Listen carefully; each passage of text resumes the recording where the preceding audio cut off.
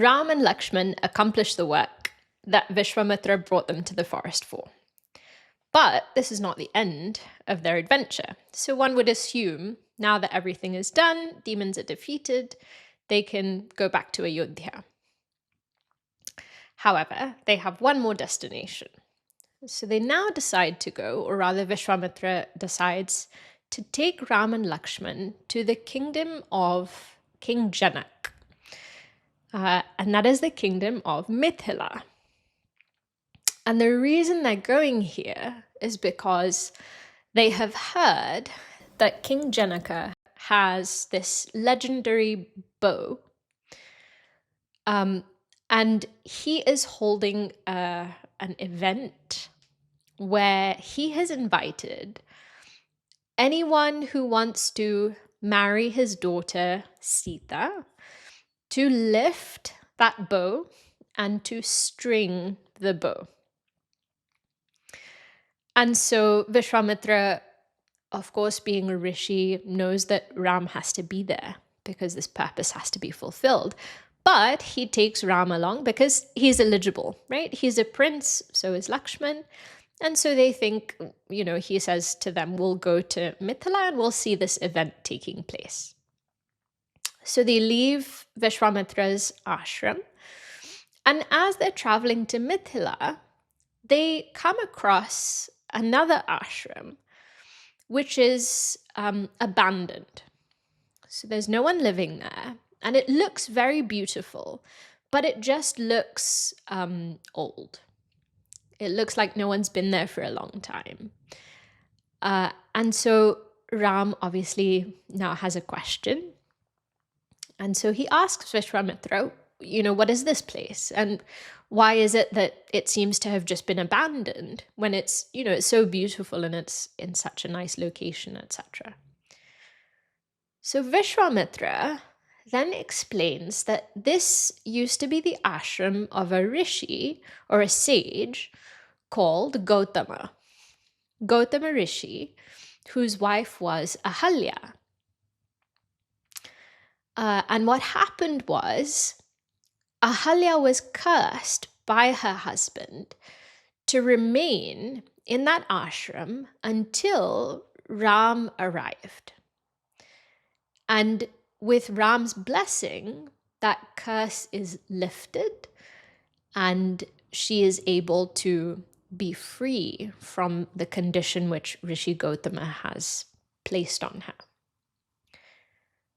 How did this happen? What is this curse? What's the story? Anytime there's a curse, there's always a really good story behind it. So what's the story here? Rishi Gautama was this great sage who was performing all these austerities, who was living a very sort of pure life. Now, there are, according to our, and you see this in the scriptures, you see that in these stories, like the Ramayana, like the Mahabharata, there are people living on earth, but there are also what we call the devatas or deities in heaven. And they have the ability to observe what's happening on earth. So we are not able to get a glimpse into their life, but they can see what's going on here. And the king of the deities is called Indra. And Indra has a problem. Indra is hugely insecure. He has attained his position through whatever karma, etc., that he has done. And his problem is he is constantly worried that someone is going to come and usurp him. Someone is going to kick him out of his position and take over. So he's not happy to just be in his role and do what he needs to do and enjoy life. He's constantly worried that someone is going to come and take my position. And because the position is attained through good actions, through austerity, anytime he sees someone on earth doing austerity, performing penance, he gets worried. So he sees this Rishi Gautama doing a lot of what we call tapas, right? Austerity.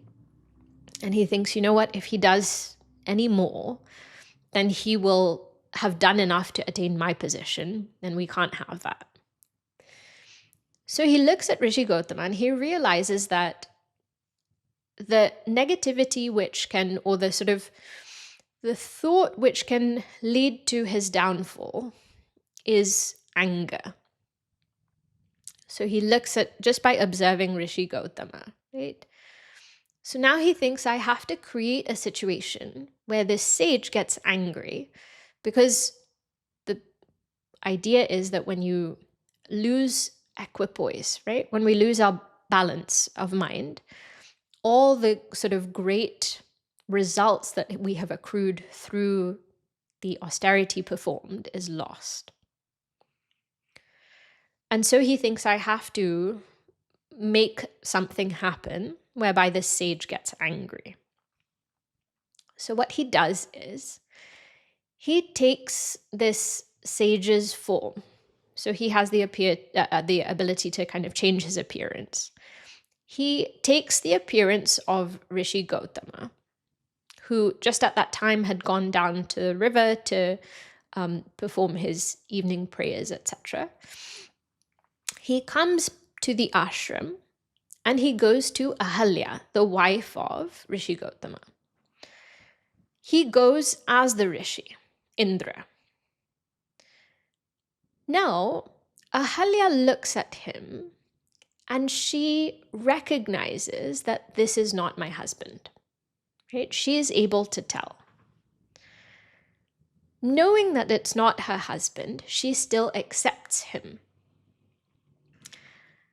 And Rishi Gautama finishes whatever his prayers he's doing at the river, and he arrives back at the ashram to realize what has happened between Indra and Ahalya.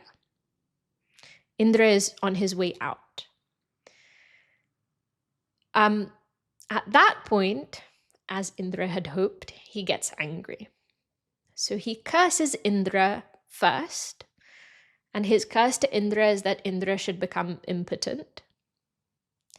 Second, he curses Ahalya to live a stone-like existence.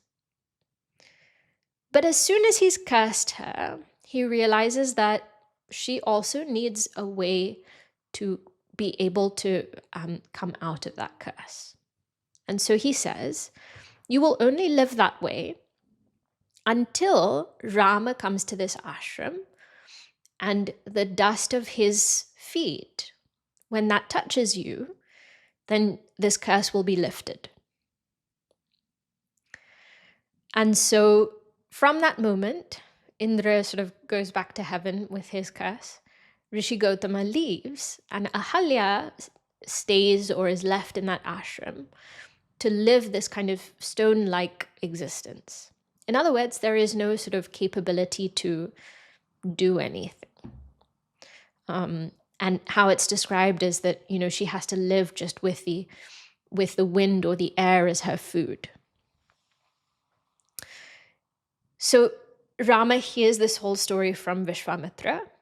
And interestingly, in the Valmiki Ramayana, what is said is that because they recognize through the story that Ahalya is a woman of great austerity herself, right? She is the wife of a sage. When they hear this story, they see her and they go and touch her feet. And having done so, she then recognizes them and she falls at Rama's feet, and the curse is lifted. So now this story is, again, very symbolic. Like we said, or like we saw, Indra is motivated primarily by his insecurities. And because of that insecurity, he is ready to compromise not only his own values, but he is ready to make someone else also compromise. And that's the thing about insecurity, right? If it's left unchecked, not only does it bring us discomfort and sorrow, right? Nobody likes that experience of feeling insecure. But it's also possible that that then goes on to affect the people around us.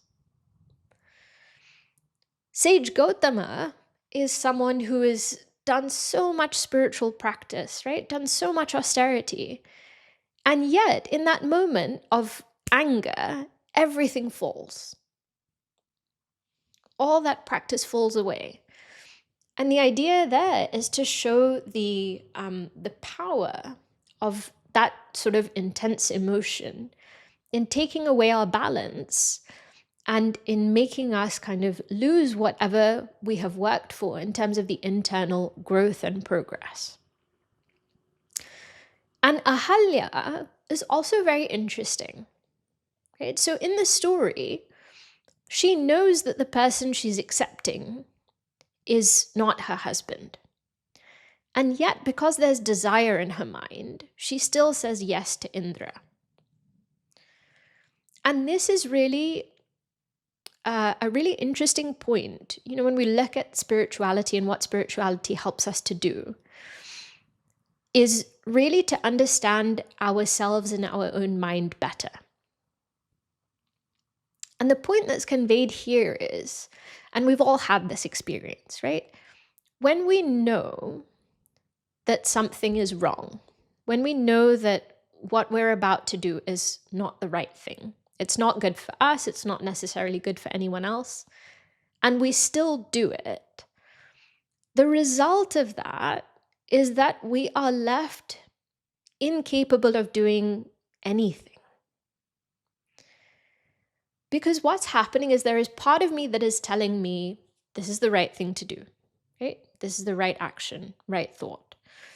There is another part of me, which is the thought of desire, which is saying, you know what, it doesn't matter whether it's right or wrong, just do it.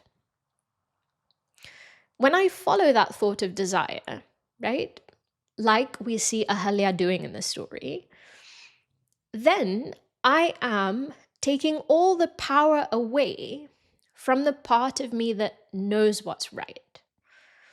I'm basically cutting that part of me off at the knees. And therefore, the next time I have to make a choice, I don't have anything available to guide me as to what's right or wrong, because I've already denied that part of myself which has that ability or which performs that function. And so the result is I am sort of now just incapable of making any sort of choice. And the redemption comes after we have lived out the result of that choice, but also when we see the effect of grace in our life. And for all of us, there are moments, at which we've been through experiences where we think, this is the worst possible thing to have happened to me, right? Where we feel maybe like victims of the situation. Things are going wrong, we're not in control. And yet, when we come out of that experience, and when we have the benefit of hindsight, we see how actually it has helped us in ways that we really couldn't understand in the moment. So this is the interesting thing to think about here. This is the question. Just like Ahalya was cursed, but that curse ended up being a blessing because through that curse, she had the opportunity to meet Ram, not only to meet him, but to receive him and to receive his blessings. What are those moments in our life where we have felt that disaster has struck? And yet, once we've gone through that experience, we've been able to reflect on it. Can we recognize the blessings in those experiences? Because if we are able to recognize the blessing, our whole perspective changes, and we're able to benefit from a situation which seems so difficult and so challenging at the time that we go through it. Hari Om. Thank you for listening to this episode of Living Ramayana. To stay updated on Chinmaya Mission UK's activities, visit our website chinmayauk.org and follow us on social media. Subscribe to this podcast and join us for the next episode. Hari Om.